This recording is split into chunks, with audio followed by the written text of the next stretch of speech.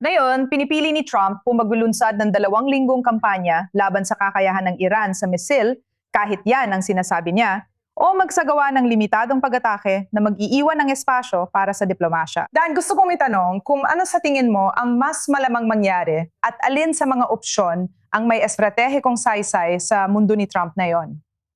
Malamang ayaw ni Trump ng buong pagbabalik sa digmaan, kaya may political na saysay sa kanya ang pansamantalang limitadong aksyon. Sa estratehiya, 2 pangunahing panggigipit ng Iran sa mundo, kahit sila ay matinding na pinsala sa militar, ay ang mga misil at ang kontrol sa makitid na bahagi ng kipot ng Hormuz. Kung pipili siya ng 2 linggong planong kayang alisin ang mga misil, malaking bagay ito sa estratehiya. Hindi rin ako magugulat kung subukan nilang sakupin ang isla ng Qasem kasabay nito, na siyang aktwal na punto ng Iran. Ang lupain ng Iran na kumokontrol sa choke point at madaling nahiwalay ng tubig mula sa pangunahing lupa ng Iran. Ang 2 hakbang na ito ay estratehiko at magbabago sa sitwasyon na hindi na magpapahintulot sa Iran na kumilos na parang nanalo kahit na ito ay talunan sa karaniwang sukatan. Alam mo, Yakov, gusto kong bumaling sa'yo. Nakita natin na halos lahat ng tigil putukan at panukala ay nabigo dito. Ngayon, sa tingin ko, ang tanong sa 2 linggong kampanya laban sa kakayahan ng Iran sa misil ay kung ano talaga ang makakamit nito. Lalo na at paulit-ulit nating narinig ang pangakong naubos na ang karamihan sa arsenal ng misil ng Republikang Islamiko. Na ang banta ng nuclear ay hindi na kasing seryoso, siguro masasabi mo. Ano pa ang maaring gawin na yon na hindi pa nagagawa? Ganito, tingnan mo, kapag ipinapakita ng CENTCOM ang mga panukala nito sa Pangulo, ipinapakita nito ang mga panukalang ginawa para sa iba't ibang layunin. Kaya kung sabihin ni Pangulong Trump, ipakita ang panukalang magbabago sa asal ng rehimeng ito, susubukan nilang ipakita sa kanya kung paano aalisin ang kakayahan ng Iran na manggulo at manakot ng mga sibilyang sasakyang pandagat sa kipot ng Hormuz. Ang problema, nagagamit ng Tehran ang limitadong kakayahan nito sa napaka-asimetrikong paraan. Ang kailangan lang nilang gawin ay gumamit ng ilang bangka para subukan manggulo, alam mo na, ng ilang tanker, ilang oil tanker. Kahit gawin lang nila ito minsan kada 2 linggo, sapat na yon para matulak ang mga kumpanya ng siguro na, alam mo na, maglagay ng napakamahal na premium at magdulot ng abala sa daloy ng langis. Gusto lang ng Iran gamitin ang merkado ng langis laban kay Pangulong Trump bilang panggigipit. Kaya nakita nating may drone na tumama sa US gas tanker sa Ehipto. Kaya pinakilos ng Iran ang mga milisya nito sa Iraq para targetin ang mga oil at gas site ng Saudi Aramco. Lahat ng mga target ay mga target ng langis, maliban sa mga target ng militar ng US na tinatamaan din. Iyan ang layunin ng Iran.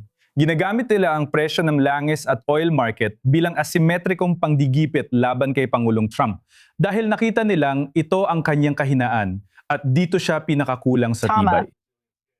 Kaya tingin ko, ang pagsisikap ni Pangulong Trump na baguhin ang asal nila ay magiging walang saysay. Kung babaguhin niya ang kanyang layunin at manpapasya na subukan niyang pabagsakin sila hanggang sa bumagsak sila at magpatupad ng pangmatagalang ekonomikong blockade halimbawa. O maglunsad ng matinding opensibang militar laban sa lahat ng target sa rehimeng iyon. Sa tingin ko, mas malinaw na layunin iyon. Dahil ang pagtatangkang baguhin ng ugali ng rehimeng ito ay isang layunin na napakalabo, hindi malinaw, na parang wala talagang tsansa ng tagumpay. Hanggat may natitira pang kakayahan ng rehimeng ito, susubukan pa rin itong gamitin ang mga iyon para patunayan na kaya pa rin nitong lumaban. Na nadadala tayo sa usapin ng international na pakikialam, tama? Alam mo, nakikita natin ang international na komunidad na nagsasabing kailangan nang matapos ang digmaang ito. May mga tagapamagitan gaya ng Pakistan, Oman, at ngayon pati Egypt na nagsasabing gusto nilang paigtingin ang kanilang pagsisikap. Pero wala talagang nakakagawa ng pagbabago sa aktwal na sitwasyon. At ngayon, may ulat na posibleng makialam ang mga bansa sa gulpo. Posible bang mas maraming bansa ang sumama sa Estados Unidos para atakihin ng Iran? Iyon ang magiging pinakamaganda sa lahat ng posibilidad o kahit papaano ang pinakamaganda sa lahat ng posibleng opsyon. Kailangan nito magkaayos si Trump sa NATO at sa mga Europeo, isang bagay na mukhang ayaw niyang gawin at hindi rin ito likas sa kanyang ugali, pero makakatulong ito. Makakatulong kung formal na kakampi ang mga bansang Arabo, kaya mahalaga ang nabanggit mo. Makabubuti rin kung kakampi ang India. Makakatulong kung hindi makikialam ang China. Sa madaling salita, magiging halos kumpletong internasyonal na koalisyon ito na may halaga.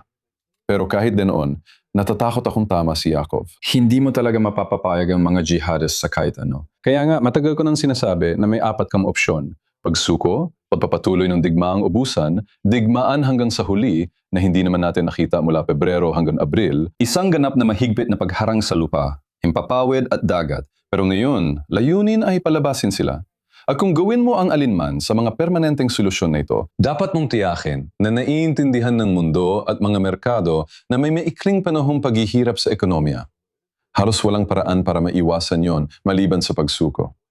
Sumasang-ayon ako kay Yakov. Lahat ng mga alternatibong senaryo ay magdudulot ng paghihirap sa ekonomiya at walang magandang kalalabasan dahil hindi mapapapayag ang mga Iranian. At kaugnay ng naunang punto, kung posible bang mapuksa ng mga Amerikano lahat ng misail, sang-ayon ako na may problema tayo sa kredibilidad. Palaging sinasabi ng mga Amerikano at Israeli na mas malaki ang inangkin nilang tagumpay laban sa mga sandatang nuclear at mga misail kaysa sa ipinapakita ng kasalukuyang ulat. Ayon sa ulat, mayroon pa rin silang 2,000 rocket at ballistic missile. Sino ang nakakaalam, baka nauubusan na ng mga interceptor ang kanluran. Taliwas ito sa narinig natin. Bukod pa rito, ang pagsisimula ng ikalawang yugto ng digmaan na yung taon ay sumasalungat sa sinabi ni Trump na nawasak na ang lahat 1 taon na ang nakaraan.